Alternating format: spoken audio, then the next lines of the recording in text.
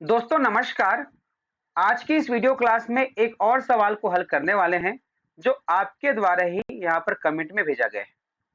आपको बता दें कि आप में से कई स्टूडेंट जो है हमें अपने डाउट को जो है कमेंट के माध्यम से भेजते हैं और अभी तक जो है टोटल 25 प्रश्नों का हम वीडियो लेकर आ गए हैं। और आपको यह भी बता दें कि जितने भी प्रश्न अभी तक हमने तैयार किए हैं जो आपके द्वारा भेजे गए थे, वे सभी प्रश्न जो है काफी महत्वपूर्ण हैं। तो जो विद्यार्थी जो है नवोदय की तैयारी कर रहे हैं या अन्य परीक्षा की तैयारी कर रहे हैं, प्रतियोगी परीक्षा की तैयारी कर रहे हैं, तो वे सभी जो है इन 25 प्रश्नों के वीडियो को और इस सीरीज में आने वाले सभी वीडियो को अवश्य देखिए, क्योंकि इस सीरीज में जो है काफी बेहतरीन प्रश्न हैं। जो कमेंट में सवाल आए गए हैं, सभी सवाल बहुत ही महत्वपूर्ण हैं। और यदि आपके पास भी कोई सवाल है, तो उस सवाल को भी जो है आप वीडियो के कमेंट बॉक्स में कमेंट करके हमसे पूछ सकते हैं। हम अगले वीडियो में जो है आपके प्रश्न का सॉल्यूशन लेकर आएंगे।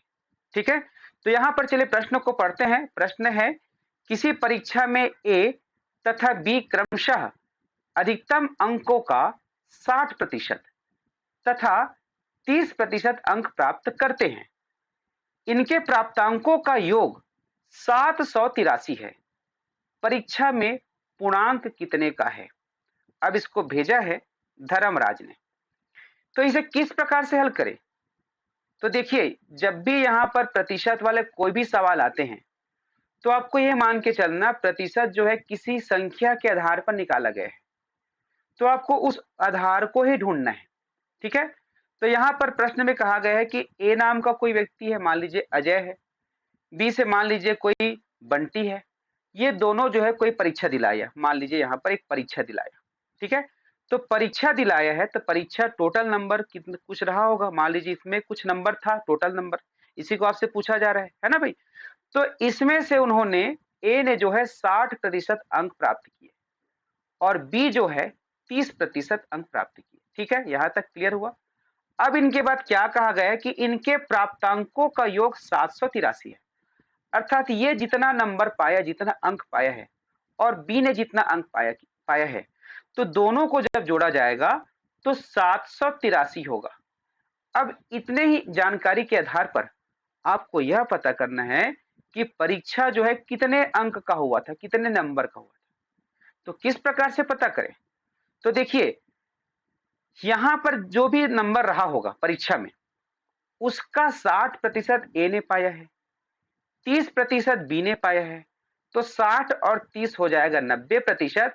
और 90% 783 है, ऐसा मत सोचिएगा। प्रतिशत को टोटल करके इसको नहीं निकाल सकते, ये गलत होगा।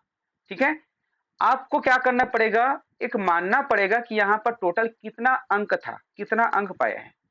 तो जब भी प्रतिशत में आता है, इसका आधार को आप 100 मान लो। तो कुछ पल के लिए चलिए मानते हैं कि परीक्षा जो है 100 नंबर का हुआ था, मान लीजिए। तो जब 100 नंबर का हुआ था, तो 100 नंबर का 60% कितना होगा? 60 नंबर ही होगा, 60 ही होगा। उसी प्रकार 30% 30 ही होगा। अब इन दोनों को जोड़कर देखते हैं, किसको? इन दोनों प्राप्तांकों को। तो ये हो जाएगा 60 और 30 90। कितना हो जाएगा? 90।